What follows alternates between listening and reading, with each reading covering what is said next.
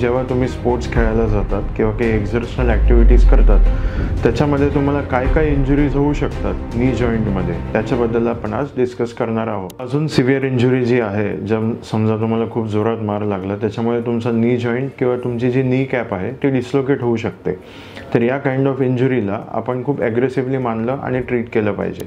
Besides that तुमचे जे बाकीचे जे इंजुरीज आहेत जसे की लिगामेंट टेअर आहेत, मेनिस्कल टेअर आहे म्हणजे जे आपण म्हणतो तुमच्या गुडघ्यामधली गादीला मार बसला आहे किंवा ती फाटली आहे, एक हलकासा मुक्कामार बसला तुमच्या गादीला किंवा लिगामेंटला, युजली ते हील होतं एक 3 ते 4 दिवसात किंवा मॅक्झिमम एक 10 ते 15 दिवसात.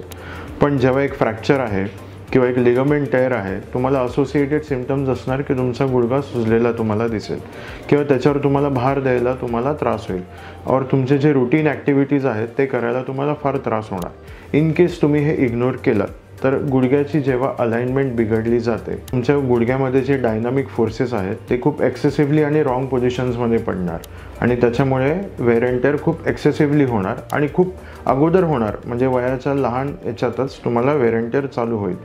प्रॉब्लेम असा आहे की गुडघ्याचा वेअर अँड टेअर कधीच भरत नाही. हा फक्त एक शांत केला जाऊ शकतो, पण हा कधीच बॅक टू ओरिजिनल होत नाही. तर it is always advisable that you sick treatment on time so that the problem does not aggravate and you get your healthy knee back in position. Instead ignoring such problems, it is always recommended की तुम्ही एका specialist orthopaedic डॉक्टरकडनं treatment घ्यावी.